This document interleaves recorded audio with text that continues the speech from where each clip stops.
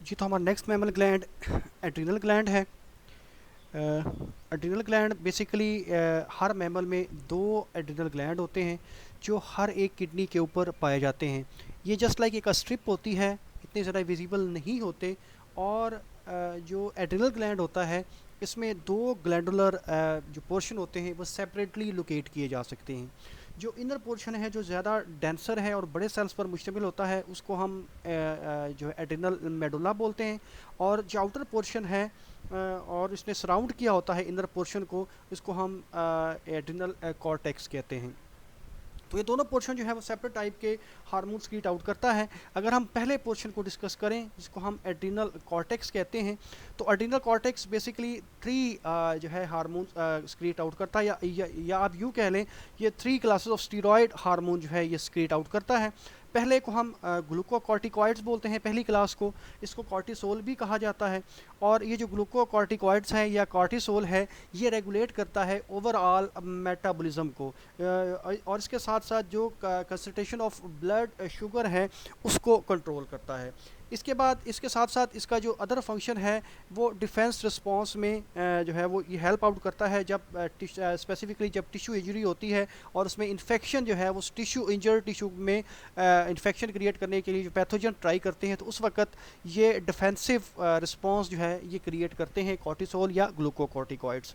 इसके बाद जो सेकंड टाइप के जो क्लास है इसको हम मिनरल कॉर्टिकॉइड्स बोलते हैं, इसको एल्डोस्टेरॉन भी बोलते हैं। और बेसिकली ये मेंटेन करता है concentration of salutes in the extra cellular fluid.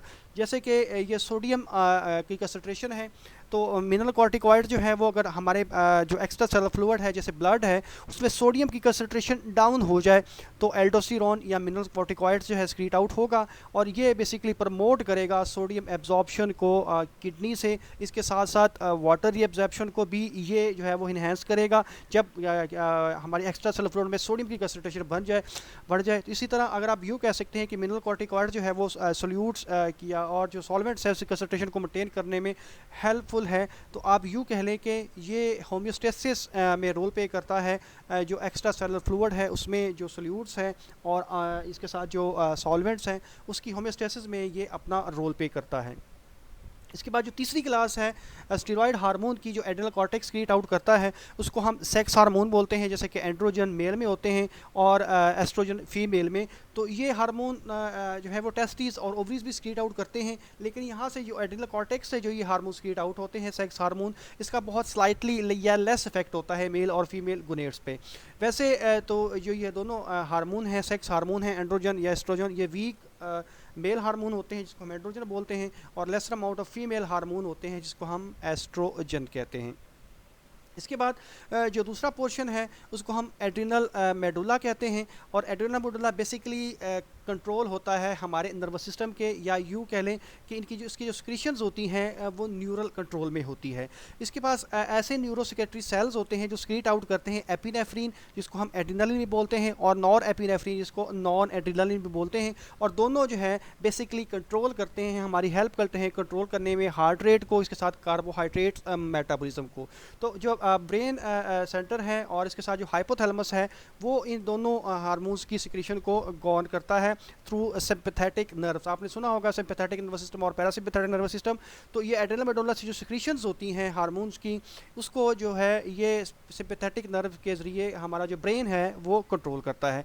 तो आमतौर पे जब एक्साइटमेंट में, एमरजेंसी में या स्ट्रेस कंडीशन में एड्रिनल मेडुला जो है वो ओवरऑल बॉडी को में जो चेंजेस लेके आता है उसको कंट्रोल करता है। और ये कंट्रोल होता है थ्रू सिंपैथेटिक नर्वस सिस्टम।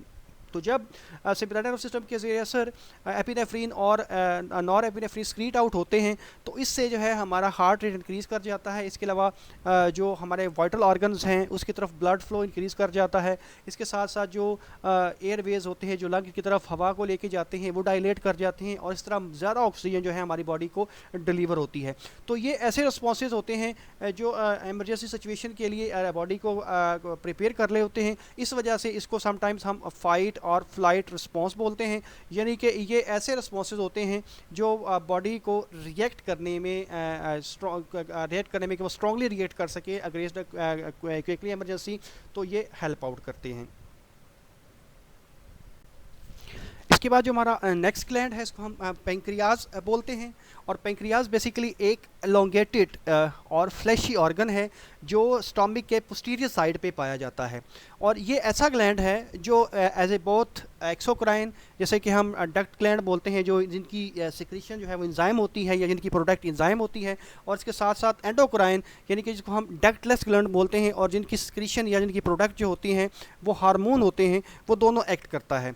तो अगर हम चूँकि हम इसका एंडोक्राइन पोर्शन जो है वो डिस्कस कर रहे हैं, तो इसका जो एंडोक्राइन पोर्शन होता है वो पेंक्रियाज का सिर्फ 1% बनाता है। और अगर हम इसका क्रॉस सेक्शन देखें तो हम इसके सेल्स को, इवन कि हम इसके सेल्स को जो है वो क्लियरली जो है वो रिकॉग्नाइज कर सकते हैं कि कौन सा पोर्शन इसका एक्सोक्राइन है या डाइजेस्टिव इंजाइम सिक्रीटिंग है, और कौन सा पोर्शन इसका जो है वो हार्मोन सिक्रीटिंग पोर्शन है, या इसको जो हम आइलेट्स बोलते हैं वो है। जो हार्मोन सिक्रीटिंग पोर्शन होता है जिसको आइलेट सेल्स बोलते हैं, ये डेंसली पैक्ड होते हैं और आउटसाइड की तरह मौजूद होते हैं, जबकि जो डाइजेस्टिव सिक्रीटिंग इंजाइम पोर्शन होते हैं वो सेल्स बड़े होते हैं और ज़रा डेंसली पैक्ड नहीं होते। और तो ये जो है वो एंजाइम स्क्रीट आउट करते हैं। तो जो हमने अभी कहा कि जो एंडोक्राइन पोर्शन है वो जस्ट 1% बनाता है ग्लैंड का, और ये बेसिकली इस पोर्शन को हम बोलते हैं पेंक्रियाटिक आइलेट्स। और ये पेंक्रियाटिक आइलेट्स ऐसा पोर्शन है जो सिंथेसाइज करता है, इसके अलावा स्टोर करता है और स्क्रीट करता है डिफरेंट टाइप के हार्मोन्स। तो अगर हम पेंक्रियाटिक आइलेट्स का पार्ट देखें तो ये बेसिकली कंटेन करता है 2 लाख से 20 लाख के करीब पेंक्रियाटिक आइलेट्स, जो थ्रू आउट द ग्लैंड जो है ये फैले हुए होते हैं। और जो हार्मोन सिक्रेटिंग पोर्शन होता है पेंक्रियाट का, वो अरेंज होता है अराउंड द ब्लड वेसल्स, यानी कि हम जहाँ पे ब्लड वेसल लोकेट करेंगे उस साइड पे इसके जो हार्मोन सिक्रेटिंग सेल्स होते हैं वो जो है वो सेक्रेट होते हैं, जबकि जो डाइजेस्टिव जो एंजाइम सिक्रेटिंग सेल्स होते हैं वहाँ पे कोई भी आपको जो है वो ब्लड वेसल्स ऐसे नज़र नहीं आती। तो जो अदर पोर्शन है इसका, जो बाकी 99% पोर्शन जो बनता है वो almost digestive secreting enzyme portion जो है वो कहलाता है। तो इसका अगर हम जो एंडोक्राइन पोर्शन है, जो आइलेट्स जिसको हमने कहा है, उसको अगर हम सेल्स को सेपरेटली स्टडी करें तो हमें इसमें 4 टाइप के स्पेशल सेल यहाँ नज़र आते हैं। तो यानी कि 4 ग्रुप्स ऑफ सेल जो है हम इसमें यहाँ पे लोकेट कर सकते हैं। इसको हम अल्फ़ा, बीटा, डेल्टा और एफ सेल्स बोलते हैं। तो जो अल्फ़ा सेल्स हैं ये बेसिकली स्क्रीट आउट करते हैं ग्लूकागॉन, जो बीटा सेल्स हैं ये स्क्रीट आउट करते हैं इंसुलिन, जो डेल्टा सेल्स हैं ये स्क्रीट आउट करते हैं सोमेटोस्टेटन, और ये जो सोमेटोस्टेटन है ये hypothalamic growth hormone inhibiting factor है, जो ग्रोथ हार्मोन को इनहिबिट करता है, जो सिक्रीशंस हाइपोथैलेमस से आती हैं उसके साथ। और इसके साथ साथ ये जो सोमेटोस्टेटन है ये ग्लूकागॉन और इंसुलिन के सिक्रीशंस को भी जो है वो इनहिबिट करता है। इसके बाद जो 4 टाइप के सेल है जिसको हम एफ सेल बोलते हैं, वो स्क्रीट आउट करता है पेंक्रियाटिक पॉलीपेप्टाइड, और ये ब्लड स्ट्रीम में उस वक्त जो है वो रिलीज़ होता है जैसे ही हम खाना खाते हैं, जैसे हम जो है वो मील लेते हैं। उसके बाद ये इनहिबिट करता है सिक्रीशन ऑफ सोमेटोस्टेटन की, और इसके साथ साथ ये गाल ब्लैडर की कंट्रैक्शन में हेल्पफुल होता है, और इसके साथ साथ जो सिक्रीशन ऑफ पेंक्रियाटिक एंजाइम है उसको इनिशिएट करता है। क्योंकि देखिए जो सोमेटोस्टेटन होता है जिसने बेसिकली ग्लूकागॉन इंसुलिन की सिक्रीशन को इनहिबिट कर देना है, और ये तब होता है जब हम हमारे बॉडी में होम्योस्टैटिक कंडीशन होती है, यानी ब्लड में ग्लूकोज का लेवल नॉर्मल या होम्योस्टैटिक लेवल पे होता है। लेकिन जैसे ही हम खाना खाते हैं आप लोगों को पता है कि उस वक्त आपकी ब्लड में ग्लूकोज की कंसंट्रेशन या शुगर की कंसंट्रेशन बढ़ जाती है, और उसको सेल के अंदर उसका नॉर्मल होम्योस्टैटिक लेवल तक पहुंचाना बहुत ज़रूरी होता है। इसलिए फिर जो अल्फा एफ सेल है वो स्क्रीट आउट करेगा सोमेटोस्टेटन, और सोमेटोस्टेटन जो है ये स्क्रीट आउट करेगा पेंक्रियाटिक पॉलीपेप्टाइड, और जो पॉलीपेप्टाइड है पेंक्रियाटिक पॉलीपेप्टाइड ये इनहिबिट कर देगा सोमेटोस्टेटन की सिक्रीशन। तो जैसे सोमेटोस्टेटन की सिक्रीशन इनहिबिट हो जाएगी, हमारे जो अल्फा सेल्स हैं और बीटा सेल्स हैं उससे इंसुलिन और ग्लूकागॉन की सिक्रीशन जो है वो इनिशिएट हो जाएगी। इसके साथ साथ ये जो पॉलीपेप्टाइड है पेंक्रियाटिक, ये गाल ब्लैडर की कंट्रैक्शन को इंक्रीज कर देगा, इससे गाल ब्लैडर से जो है वो जो बाइल होता है वो रिलीज़ होना शुरू हो जाएगा, और इसके साथ साथ जो पेंक्रियाटिक डाइजेस्टिव एंजाइम है वो रिलीज होना शुरू हो जाएंगे, जो कि हमारे हेल्प करेंगे डाइजेशन ऑफ आवर फूड, जो हमने फूड इंटेक की होती है उसमें हमारी हेल्प करेंगे। तो इस तरह अगर हम ये पहले 2 हार्मोन को डिस्कस करें जो अल्फ़ा सेल और बीटा सेल से स्क्रीट आउट होते हैं, जो इंसुलिन है और ग्लूकागॉन है, तो ये बेसिकली एक होम्योस्टैटिक या नेगेटिव फीडबैक सिस्टम में काम करते हैं और रेगुलेट करते हैं ओवरऑल जो ब्लड ग्लूकोज लेवल है उसको ये रेगुलेट करते हैं। तो जब जैसे ही हम खाना खाते हैं, खाने के फ़ौरन बाद, जैसे मैंने अभी बताया, ग्लूकोज की कंसंट्रेशन जब हाई हो जाती है ब्लड में, उस वक्त बीटा सेल जो है वो स्क्रीट आउट करेंगे इंसुलिन। तो ये जो बीटा सेल से इंसुलिन स्क्रीट आउट हुई है, ये क्या करेगा, ये प्रमोट करेगा Uptake of glucose by body cells. इनकी बॉडी सेल्स ब्लड से जो ग्लूकोज है उसका अपटेक इंक्रीज़ हो जाएगा। इसके साथ साथ लीवर में भी जो है वो ब्लड से ग्लूकोज लेना शुरू कर देगा और कन्वर्ट करना शुरू कर देगा जो एक्सेस ग्लूकोज हैं टू ग्लाइकोजन। तो इस प्रोसेस में जैसे ही एक्सेस ग्लूकोज ग्लाइकोजन में कन्वर्ट हो जाएगी तो ब्लड ग्लूकोज लेवल डाउन हो जाएगा और वो होम्योस्टैटिक लेवल पर चला जाएगा। लेकिन इसके बाद जैसे हम फास्टिंग करते हैं या हमें जो है वो ग्लूकोज अवेलेबल नहीं होती, तो हमारा ब्लड ग्लूकोज लेवल जैसे ही डाउन होता है उस वक्त अल्फा सेल स्क्रीट आउट करेगा ग्लूकागॉन।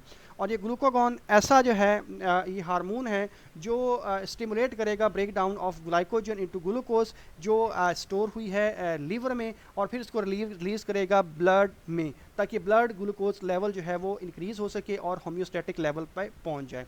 तो ये जो हार्मोन्स हैं इंसुलिन और ग्लूकागॉन, इनकी सिक्रीशन जो है वो नेगेटिव फीडबैक सिस्टम में जो है वो रेगुलेट होती है। यानी कि जब एक जो एड प्रोडक्ट ब्लड में अगर इंक्रीज़ हो जाए तो उस हार्मोन की सिक्रीशन जो होती है वो स्लो डाउन या रुक जाती है। तो ये दोनों हार्मोन इंसुलिन और ग्लूकागॉन जो हैं ये एंटागोनिस्टिक वे में वर्क करते हैं। इंसुलिन जो होती है वो ब्लड में ग्लूकोज के कंसंट्रेशन को बढ़ने नहीं देती, एक होम्योस्टैटिक लेवल तक रखती है, और ग्लूकागॉन जो है ये ब्लड में ग्लूकोज के कंसंट्रेशन को डाउन नहीं होने देती और होम्योस्टैटिक लेवल पे जो है वो रखती है।